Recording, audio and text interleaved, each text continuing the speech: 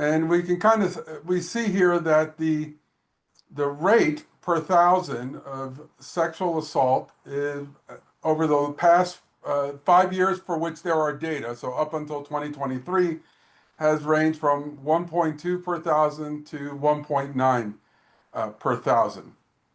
And certainly we can agree that even one is any are too many. Okay? Now that is sexual assault of people who are over 12 years old. Of course, we have concerns about the sexual assault and sexual abuse of children. Here's a survey study that was conducted by David Finkelhor and colleagues, and they published it in 2024. They looked at 2,600 18 to 28-year-olds and surveyed them about their childhood experiences. And what's interesting about this particular survey is that they broke out, and well, they made it a point to include, and then they broke out online child sexual abuse.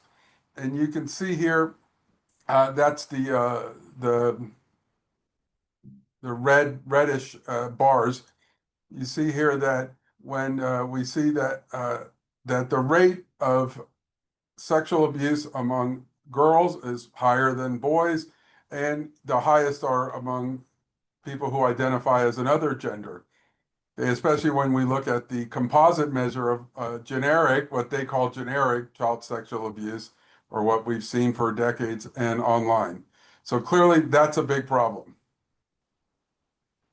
Now, when it comes to evaluating risk for sexual violence, one of the biggest concerns that we have, and really where these techniques come into play, is when we are thinking about, okay, someone has committed a sexual crime, are they going to commit a crime again? And so understanding the base rate of this sexual recidivism, and really criminal recidivism as a whole, among people who have been convicted or arrested of a sexual offense, is extremely important. We can look to this meta-analysis by Hansen and Morton Borgon to get an idea of where things are. So they looked at 118 studies with an average follow-up of 7 months.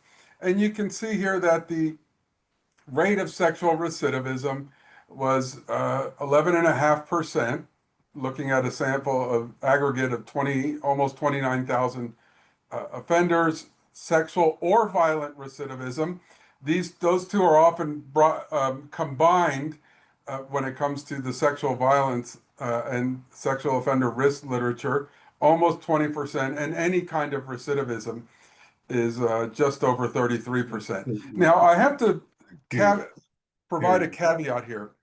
When we look at recidivism estimates, it is very difficult to establish these, and they are very context dependent. That context includes where the study is done, and that in turn reflects law enforcement practices, supervision practices. These studies are done in different parts of the world. So establishing a base rate is very difficult. We can look to these as to give us an idea, but I wouldn't bet my house on that these numbers are exactly precise. Now, the big clinical consideration when evaluating risk for sexual violence is, of course, the paraphilic disorders. And these are not disorders that we often deal with unless you're working in this area or in some other specialized practice. So I thought I'd take a minute to just kind of review these and talk about these, because these diagnoses are not without some controversy and some debate. Okay. So the DSM lists 8 disorders, what they call to be the relatively common forms of paraphilia, and these are the forms of paraphilia that can lead to criminal sanction. But there are dozens of others that could be identified. If you just do a Google search for forms of paraphilia, you'll see all kinds of things that are not necessarily listed in the DSM, although they could be problematic for somebody. Now, in the DSM-5 TR, in the general description of the paraphilic disorders, describes them as intense and persistent sexual interest other than sexual interest in genital stimulation or preparatory fondling with a phenotypically normal, physically mature, consenting human partner. That's a mouthful. Now, so, however, that characterization of the paraphilic disorders has been called into question.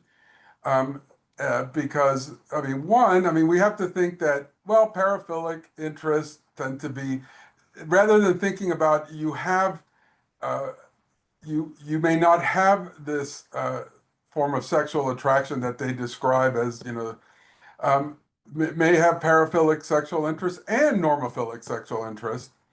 And when we just characterize these as intense and persistent sexual interest, one of the things that's not captured in this definition or in this description is what about changes to sexual interest, sexual desires, even the capacity for sexual activity with age? So some authors have thought maybe it's better to think of it as a preferential sexual interest instead of an intense and persistent sexual interest. Of course, we won't settle that debate here, but it is something to think about as we think about people living with these disorders and people engaging in the behaviors we'll be talking about. Okay, so kind of here to lay them out, right? The DSM has two broad categories of paraphilic disorders. The first based on anomalous activity, the second based on anomalous target. When it comes to activity, the DSM has two categories: the courtship disorders, which includes voyeuristic, exhibitionistic, and frauderistic. They think of those as variations on what courtship could be. We can talk about that. And then the algolognic disorders, which involve pain and suffering, sexual masochism, and sexual sadism. Now, the anomalous target disorders, there's three diagnoses. Pedophilic disorder, which is really the most important when we think about sexual violence in DSM diagnoses, and fetishistic and transvestic disorders. So the way the DSM works is that the criterion A of any of the diagnoses is the qualitative nature, the uh, the deviant action, the deviant acts, or the target. And then criterion B specifies the negative consequences: distress, impairment, harm to others.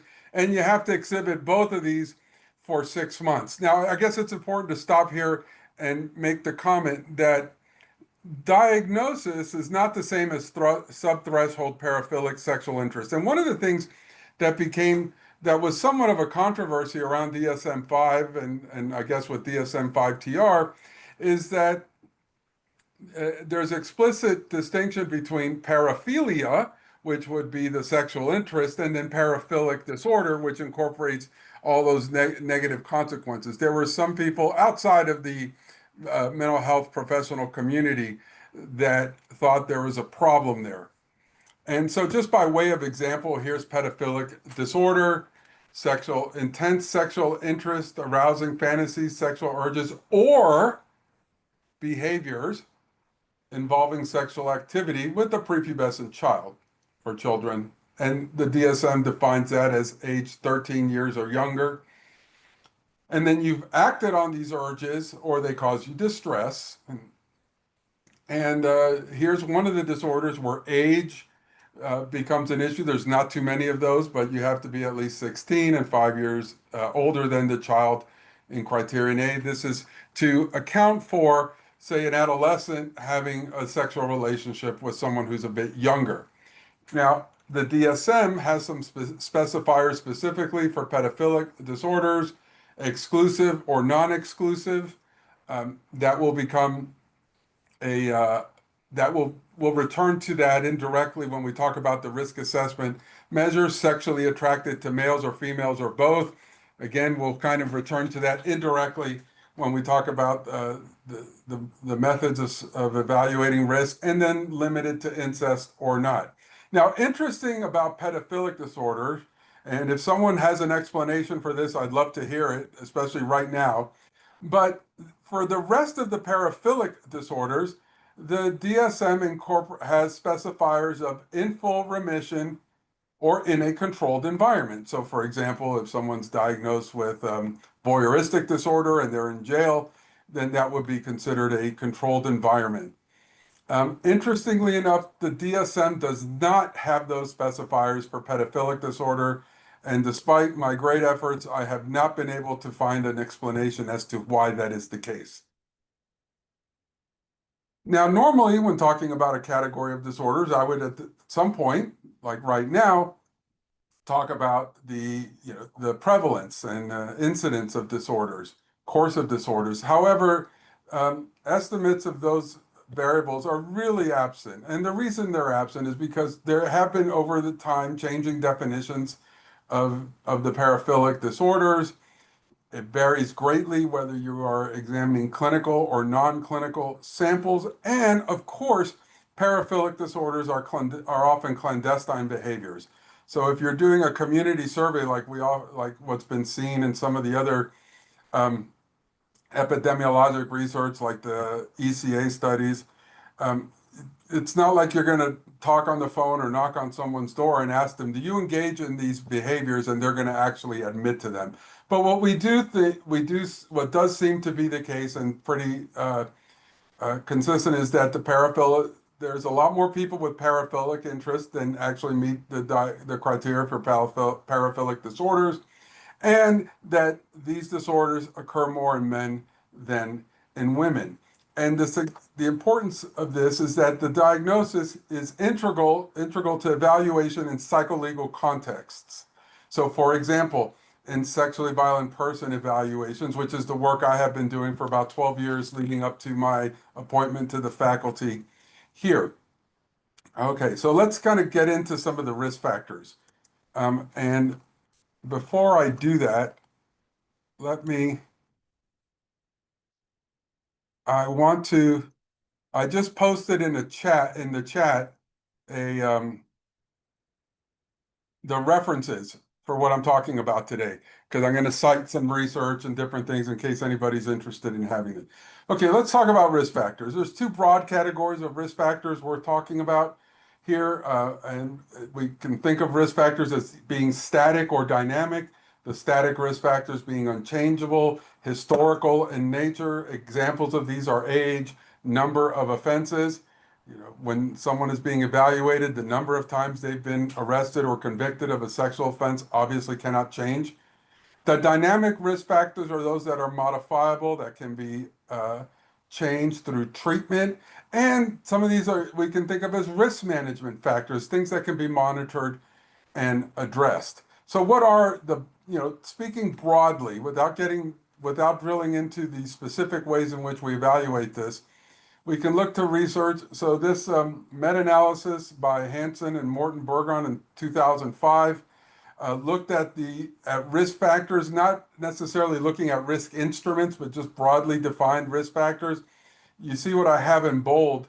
The two robust risk factors, broadly speaking, for sexual reoffending is sexual deviance and antisocial orientation. So what is sexual deviance here? Think about as poor sexual self-regulation, like managing your sexual impulses, using sex to regulate your affect, engaging in high-risk sexual behavior. Another component of sexual deviance is atypical sexual interests, things that we like, for example, sexual arousal to children and violence. And then intensity, right? What is the time devoted to sex instead of other activities in life? And then antisocial orientation is probably what you think it is. It's juvenile delinquency, criminality, antisocial traits. So again, the take home here is that sexual deviance and antisocial orientation are the best predictors of sexual recidivism in terms of higher order constructs. And it makes sense if you think about it. So if someone is into deviant sex and they're okay with breaking the law, that's probably a bad combination. Right? So how do we evaluate? What are the ways in which we can evaluate sexual deviance? One is penile, and a lot of this research has been with men. Okay? There is a very small body of research of women who have sexually offended, but by far the research is men. So historically, penile plethysmography has been the gold standard of measurement for sexual interest. There are variations in how it's administered. Is it with visual stimuli, audio stimuli, both? Also measurement, volume changes, penile circumference, like with the strain gauge. But it's important to know that the use of plethysmography or philometry has been challenged. And but nonetheless, it still probably holds that status as being the best. Here's some meta-analytic data from McPhail and colleagues in 2019. Okay, these are the discriminative validity of penile plethysmography. These are AUCs. So think about receiver operating characteristic curves. You kind of see here comparing sex, and this is comparing people who have sex offended against children, against other groups as the outcome, and group membership as the outcome. So we kind of see here how the AUCs, when you compare sexual offenders, children to everyone, they're decent. Okay, and when you start talking about hebephilia, which is attraction to teenagers, and then teleophilia, attraction to adults, you see sex offenders against children are um, the effect size goes opposite direction. Um, and when we look at versus non-offenders, those effect sizes are even stronger. Uh, and they tend to shrink a little bit in that last category when it's sex offending against adults as the comparison group. But across the board, you tend to see um, where the differences. And I'm sorry, I said before these were AUCs. These are actually D statistics. So they wouldn't be interpreted the same way. I apologize. All right. So another technique which has been used and has been evaluating sexual deviance using visual reaction time. This is one that maybe people haven't heard of quite as much. So this is when we use visual reaction time measures, an evaluee will on a screen, let's say a computer screen, look at images of males and females of different age ranges, like young children, school-age children, teenagers, and adults.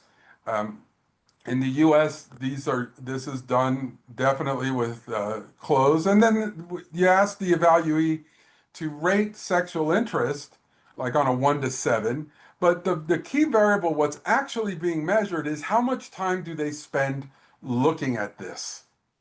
How much time do they spend viewing these images when you ask them to think about their sexual interest in the image?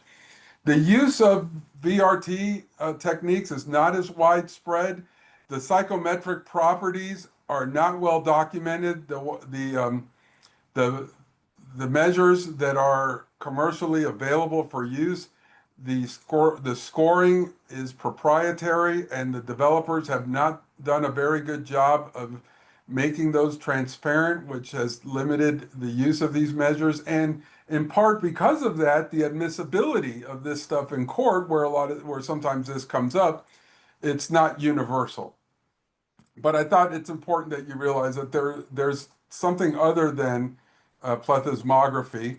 The data on the visual reaction time, so this is another meta-analysis by Schmidt and colleagues, show pretty strong Ds. And I think here the random effects model would be the one to consider because we would like to generalize beyond just these studies. And you see these Ds where, 0.77. I mean, once we get above zero point 0.5 in a D, that's a zero point 0.5 would be a moderate effect size, 0.7 would be large. Generally, that's the convention. So you can see here that when we compare sex offenders of people who have sex offended against children, against non-offenders, we have a D of 0.9. That's rarely do we see that strong an effect in research. So it shows some promise. Last thing I wanted to mention before going on to some other the risk assessment models is thinking about, well, what are risk factors that people might think are relevant but actually aren't? And that's one of the interesting things about Hansen's meta-analysis is that they presented findings related to misleading risk factors or things that people think of as maybe relevant but aren't. So, for example, the use of force or violence in offending, very small effect. Sexual abuse in childhood, very small effect. Now what's important here is to consider that this is about, is this a risk factor for recidivism? There is meta-analytic data that shows that people who have committed sex offenses are more likely to have sexual abuse in their background as children. But when it comes to who's going to reoffend, force or violence in offending, sexual abuse in childhood is largely unrelated. And even more unrelated is denial of the sexual crime. So people who deny having done things, they are not any more likely to recidivate than anyone else. If you've ever worked in the criminal justice system, then you know pretty much everybody in prison is not guilty of their offense. So that's why it's really irrelevant. All right.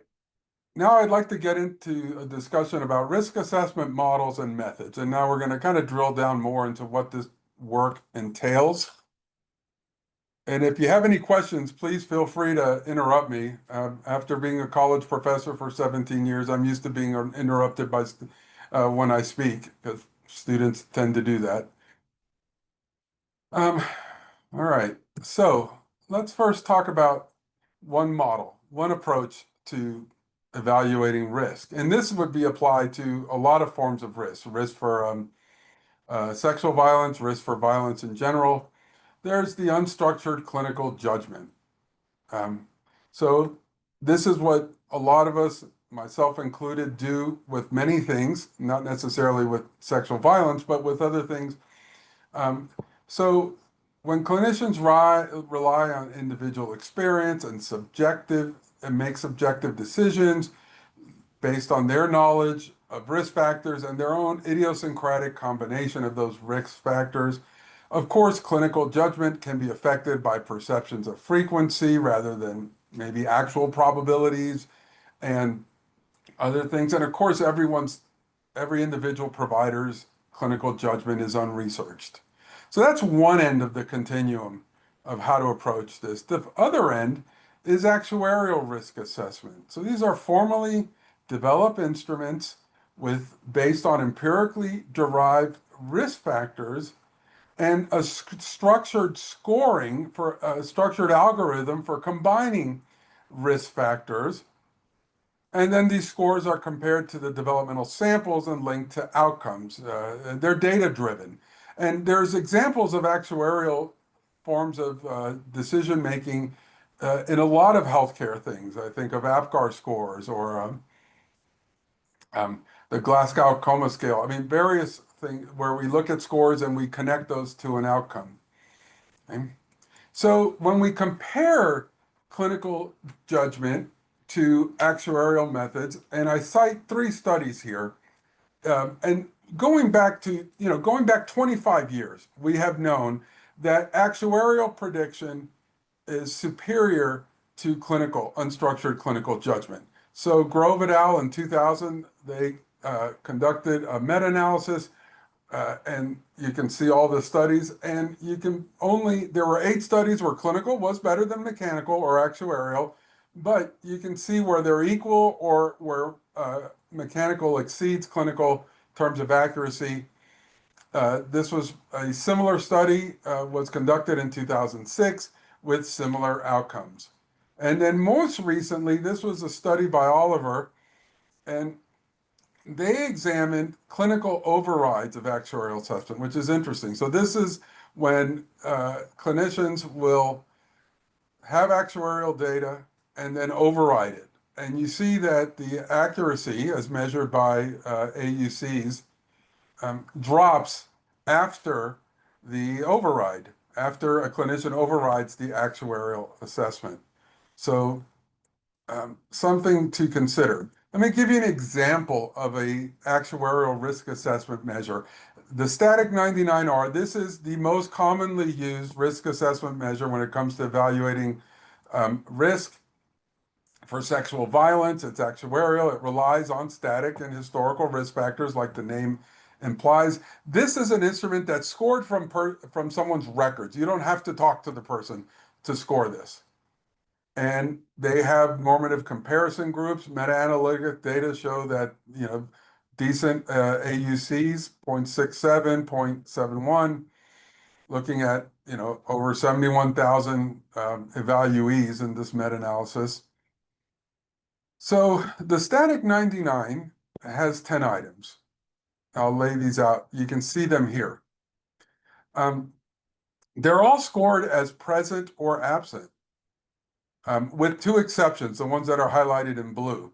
So age at release is scored from -3 to 1, with lower scores being assigned to older evaluees. So once someone's over 60, they get the lowest score. In this case, it's a -3. Whether you've lived with an intimate partner for 2 years or not, do you have non-sexual violence convictions, prior sexual violence, prior non-sexual, index non-sexual violence, meaning non-sexual violence at the same time that you were convicted of a sex offense, prior sexual offenses. It's a good example of what's axiomatic in the behavioral sciences, that past behavior predicts future behavior, and then how many sentencing dates, and then have you been convicted of a non-contact sexual offense, which kind of just gets at what we colloquially would call being pervy, the sexual deviance, and then the victim questions, unrelated, stranger victim, male victims. Remember, I talked that we'll return to some of the specifiers in the DSM indirectly. That's where you can see some of that, intrafamilial, extrafamiliar with unrelated victims, whether you're sexually attracted to males. And these are all empirically established. That male victims has been brought up, has been discussed as, well, is there a bias against someone who has same-sex attraction?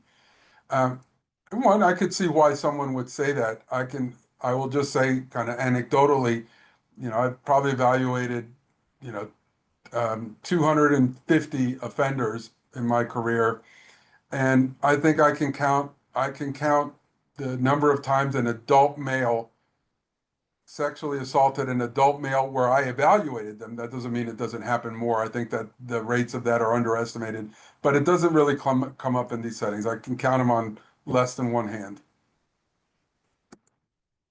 So this is how actuarial prediction works, right? We have a score. It's associated with a risk estimate and a confidence interval around that risk estimate. So, and then a relative risk. And that's one of the great values of the static 99R. I kind of highlighted here the average score. The median score in the distribution is a 2, and that's the reference value for relative risk. You can see people who score below a 2, their relative risk is less, and as you get higher, your relative risk increases. And the relative risk data is extremely important when it comes to resource allocation. So in my case, when I was doing sexually violent predator evaluations in Texas, one of the things was, well, they cannot civilly commit everybody who's committed multiple sex offenses. It has to be the most dangerous, and this kind of gave a basis for making those judgments. Now that is a static historical risk approach. I wanted to give an example of a dynamic risk assessment, or a risk assessment based on dynamic risk factors. The stable 2007 is actuarial risk, but relies on dynamic risk factors. And I'm sorry, is there a question? Okay. It's scored based on records and an interview. This one, it'd be very difficult to score this without talking to the person. And one of the nice things about the stable is that it has been combined with the static 99R for an integrated risk assessment that incorporates dynamic and static risk factors. Here we can see here it's only 13 items. These are all scored on a 0, 1, or 2, 0 being absent, 2 being definitely present, and 1 being in between that, with higher scores being associated with greater risk. And here we see things like who are your, and some of these are variables that are associated with criminal recidivism in general, like social influences. Um, an important one that's a fairly robust risk factor when it comes to sexual offending is emotional identification with children. So this is somebody who experiences their own emotions and emotional needs like children, that they're drawn to relationships with children, um, and kind of some of the other things you can see are really risk factors for a lot of criminality. The deviant sexual preference, sex as coping, so someone who uses sex as a method to modulate their emotions, um, and having a high sexual drive preoccupation, that kind of goes along with sex as coping. And this isn't only related to having sexual intercourse, but it can mean also, kind of self-stimulation like masturbation, where that's what you might encounter if you're about evaluating someone that's in a controlled environment like prison. So my next slide is going to be super busy, but I'll just point out how we are able to use these two instruments in conjunction, right? So you have, as static 99 scores get higher, the risk levels here are presented as a 1 to 4B, and as you get higher scores on both instruments, you get into the higher risk category, kind of like that 4B, that red area.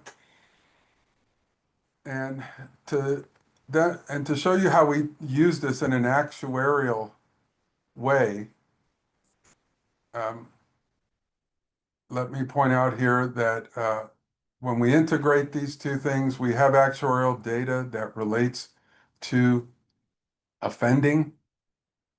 So, for example, offenders in the average range, um, we know that their risk estimate, if we wanted to be precise, it's 7.5% of them will recidivate.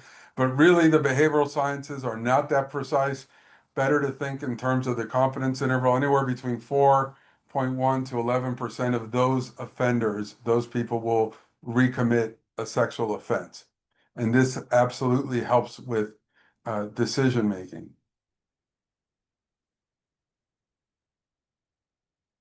Now, a third model for evaluating uh, risk for sexual offense is a structured professional judgment.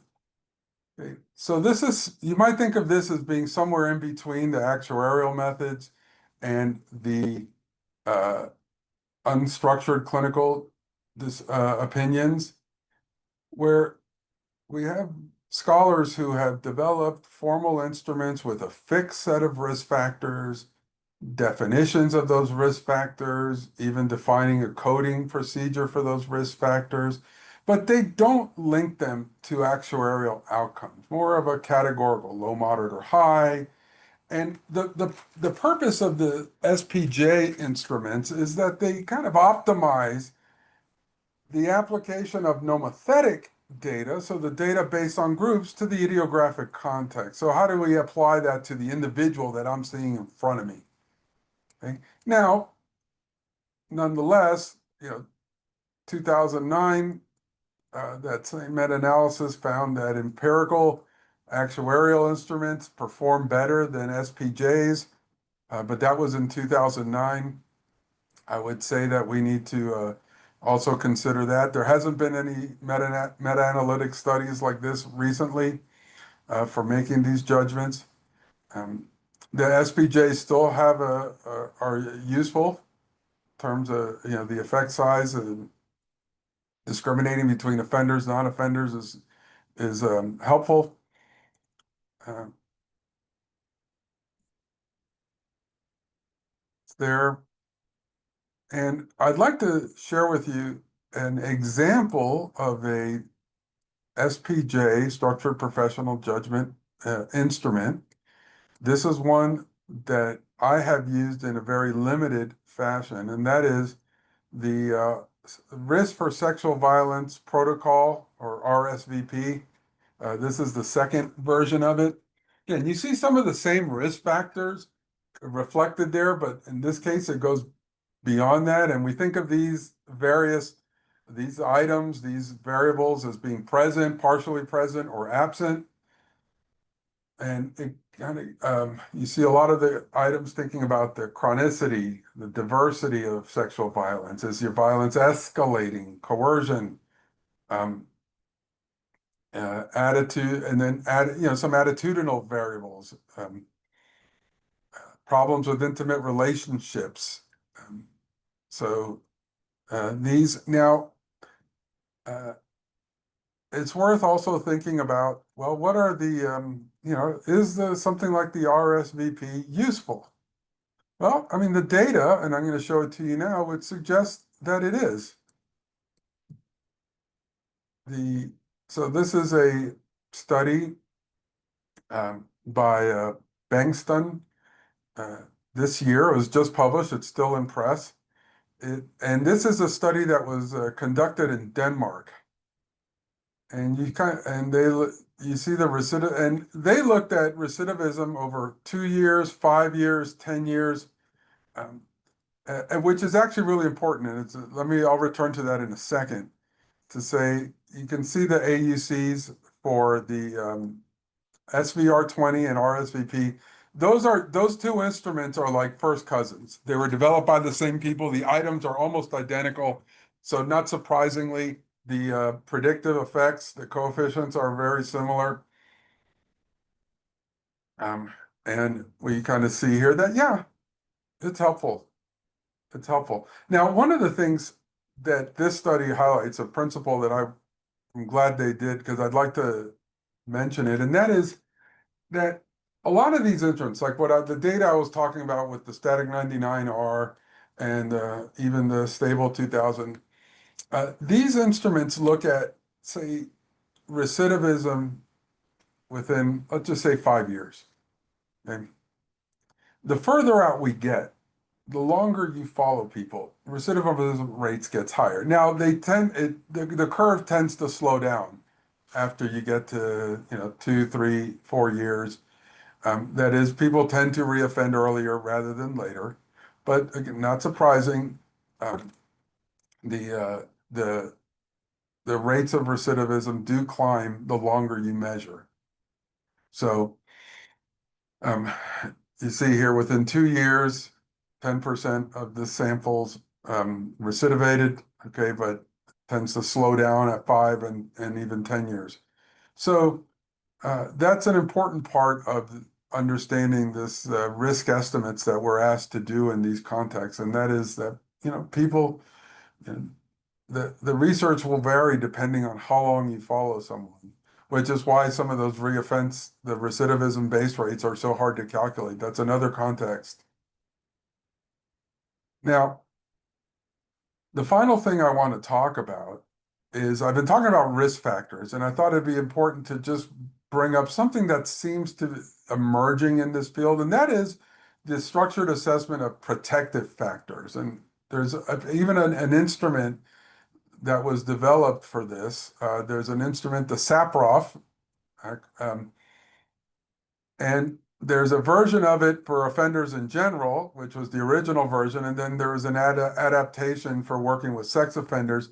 And here are the various uh, items, the dimensions upon which people are scored, are looking at their resilience, how adaptive they see the world, how adaptive is their worldview, do they possess empathy, self-control, what are their attitudes towards rules and regulations, and then their sexuality, how well they regulate. Are their sexual interests pro-social? Is their own identity when it comes to sex, to their sexual identity, is it viewed in a pro-social way? Um, and have they been do they have intimate relationships? Um, And one that I have highlighted in red, sex offense specific treatment. One of the things that meta-analytic research has found, excuse me, is that sex offender treatment reduces sexual recidivism. And really, in the meta-analyses that I'm familiar with, and I didn't go into them here because it's kind of beyond the scope of the topic, but the when someone receives some kind of hormone therapy, uh, uh, anti-androgen, something that kind of intervention seems to have the strongest effects. The problem with that, with those forms of intervention, is that there are questions around, does someone feel coerced to do that when you're in prison? And it's not as simple as just telling them to do it, but it does seem to work. But sex offense treatment in general, including psychosocial treatments, tend to reduce uh, the risk of reoffending, uh, even if it's just moderately. And then there's some other things, are they living in a supervised way? If they use medication, are they complying with it? Are they motivated to manage their own risk? And are there any external controls to help? Okay. There's some promising data, but it's limited about protective factors. So we have this archival study in New Zealand where the SAPROF was scored from records, and they looked at sexual, violent, and general recidivism. It's only 210 people, so we have to be careful with drawing too many strong conclusions, but the findings were promising, especially for sexual violence recidivism. And it's actually comparable to the static 99R in this specific sample. So it does really suggest that there's some promise here, and continuing to look at these, especially with when we're combining with things like uh, measures of risk factors. So incorporating protective factors and risk factors, maybe we can develop even more accurate risk assessment methods. All right, so by way of summary here, mentioned that evaluating risk involves consideration of the paraphilic disorders. Actuarial and structured professional judgment techniques have the strongest empirical support. Sexual deviance and antisocial orientation are the constructs most associated with recidivism. And as we drill down to specific methods of evaluation, assessing static and dynamic risk factors is important.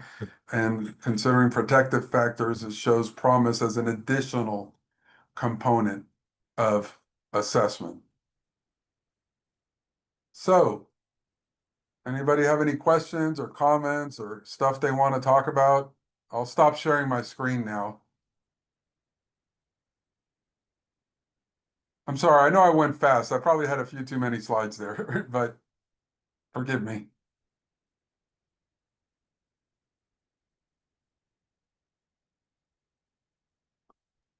Anyone? I just want to say Anyone? thank you, Dr. Varela.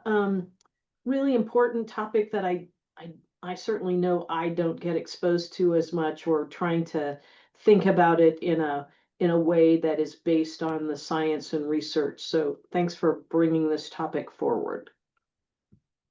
Oh, you're quite welcome, fearless leader.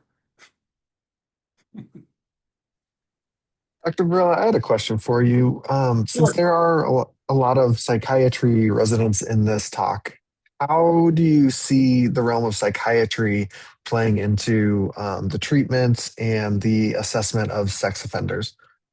Well, that's a great question. And I thought about that as I was preparing this, knowing the audience that was going to be here. So, first of all, I have encountered psychiatrists, forensic psychiatrists, who do work in this area. Maybe not exclusively, but as part of a larger forensic practice that may consider that use these kind of actuarial instruments. I recall even when I was in the Air Force having colleagues, psychiatry colleagues, who did this kind of work and relied on things like, for example, the static 99 and that kind of work. So that's one thing, of course, is that.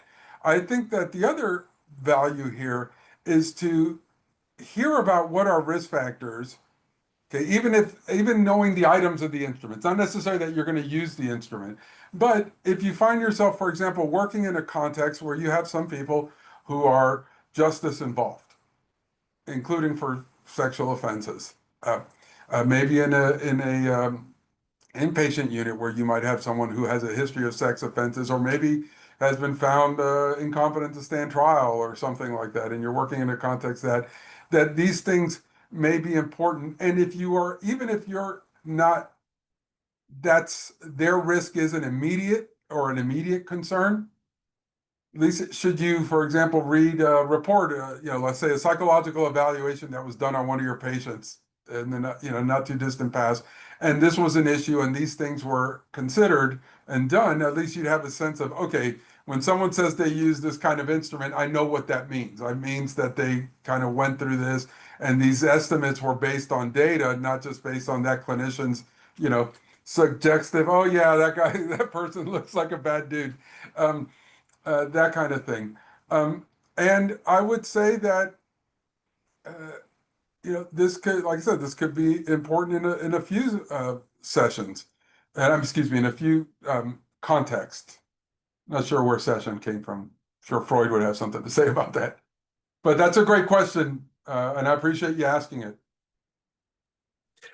I have a follow-up question too, if we Sure, have a second. I was of curious course. in the DSM-5 for pedophilic disorder, it says limited to incest. Are there Yeah. instances where people have been I mean, of course there have, but when they're diagnosed with pedophilic disorder, is it excluding incest, or is incest always a part of that kind of development of that? Well, I think the significance of that to diagnosis, and um, uh, I won't presume to get into the mind of the task force committee that did that. I have a friend that was involved in the task force for one of the DSMs, and he said it was a nightmare, even if it was very rewarding. But what we know is that extrafamilial sex offending. So if someone commits a sex offense against someone outside of their family, okay, that is associated with greater risk for reoffending. So, and if you think about it, right, one is the stereotype of like the pervy uncle, right? That oh, I don't want to go to the house on Thanksgiving because it does this. I mean, I don't mean to make light of it. That's terrible. That's the point. It's terrible. If someone goes outside that context, for example, goes to a playground to find somebody, goes through all that trouble, not surprising that that's associated with greater risk. So whether it's limited to incest or not becomes an important consideration in what's going to happen. Maybe almost like, I don't know that we would call it prognosis, but it's kind of in that sense of trying to estimate what's going to happen in the future. Great question. Awesome, thank you. We got 7 minutes.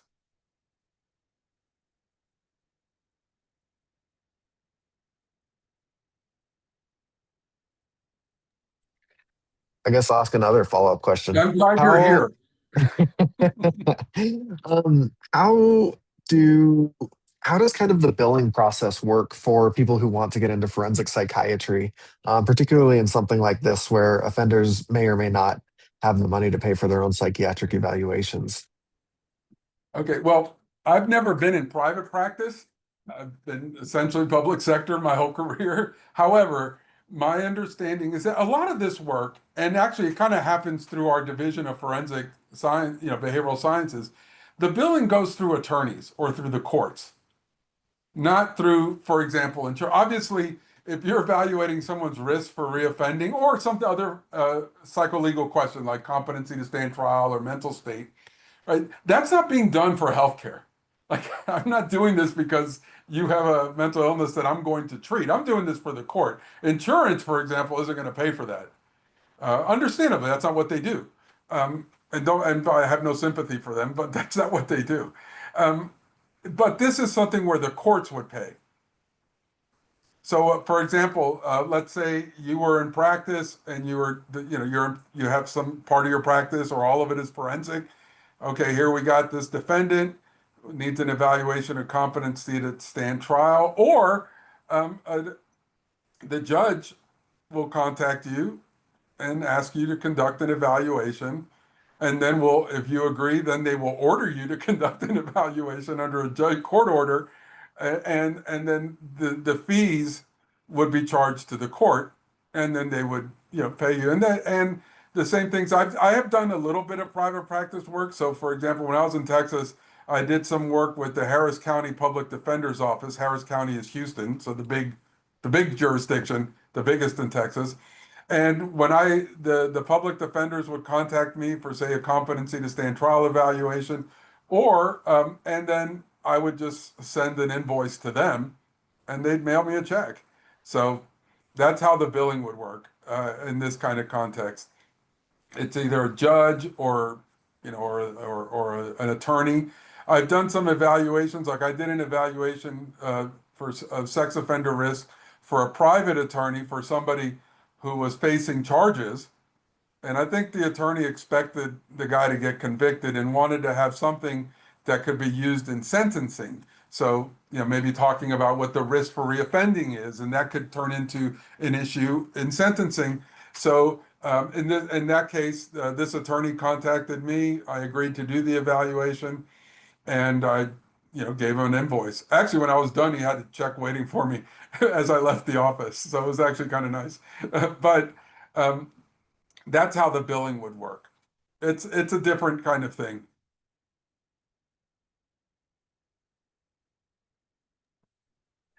Any Awesome. other And thoughts? I was going to say last question in our last couple of minutes. How well do these statistics translate to child adolescent psychiatry or child Um, adolescent population? that's interesting. My work has been with adults. I'm afraid of children, especially my own. But I will say that the adolescent, especially adolescent sexual offending, you don't see as many young kids sexual offending, although it happens. I mean, everything happens. It's there's always some example of something bad happening, but those tend to be qualitatively different. There's a whole armamentarium of instruments for looking at risk among juveniles, um, including sex offending and for violence risk assessment, which is another one that comes up. But the idea that someone who commits a sexual offense as a juvenile will then immediately, that must mean they're going to commit sex offenses as an adult. That assumption would probably be incorrect. And I know we have some other people here in the audience who maybe worked a little more with adolescents. Um, if anybody has any thoughts, Anthony. Um, I do. Yeah. thank you. Yeah, twofold. I would say particularly, I was typing in the chat the J SOAP too. SOAP as in what you Yeah. watch with. That's the risk tool that's particularly the most robust risk tool, actually, that's more geared toward child and adolescents that have committed sex offenses. The other critical issue here is the much lower prevalence of actual paraphilic issues, sexual paraphilic issues that are connected. One, purely because of the criteria for diagnosing these, a lot of age and age differences doesn't apply. And two, just the age similarities and motivations tend to be a lot more complex when we get there. So a lot of it tends to focus much more on more of those environmental situational aspects that are associated with violence in general, rather than, say, a sexual proclivity. It's a lot harder to it's possible, but a lot harder to pinpoint for children and adolescents. And I would add that just like in any evaluation of mental illness or any other problem behavior among adolescents, there's always developmental level, like Anthony brought up, the context in which it occurs, and all the other dynamics that influence the behavior. Dr. Shed, I see your hand up, unless that's just telling me to stop. No, I had a question for you. Can you hear me okay? Of course, yes, I can. I wanted to see if you could speak to female sex offenders, because I'm seeing on the news in I don't know if it's an increased prevalence or just more cases of teachers offending with their students, and that I wanted to see what you think about that. That's a great question. Let me begin by saying that the literature on women who commit sex offenses is very small. So it's hard to do this. And just to give you an example of how often this comes up, in Texas, from when I started doing these, I evaluated about maybe roughly 250 people for a commitment as sexually violent predators. And something just happened. And only one of them in all those years, and maybe 13 years of work, was a woman. But what we know is that the rate of recidivism, reoffending among women is much lower than it is for men. Now, and that's about really it that I can say about that.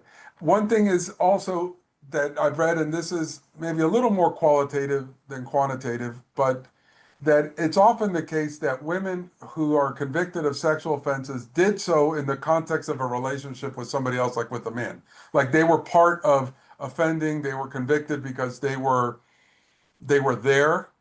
And I have seen some male offenders who talked about that happening. Again, not very many, but that does come up a little bit. But that's the other thing I know about women sex offending, that it's rare for it to be, it's even unusual for it to be in isolation. That they just did it themselves. Having said that, the one person I evaluated, she did do it by herself. And often it's in the context of very toxic or pathological relationships. That's all I got for you, Dr. Shed. Sorry. No, thank you. I appreciate your thoughts. All right, it's 2:01, which I guess that means we got to come to a close, but thanks everyone for coming, for listening, especially Dr. I'm sorry if I mispronounce it, Isbjorn, for asking such great questions, and Dr. Shed, and thanks to Anthony for helping out. Thank you, Dr. Varela.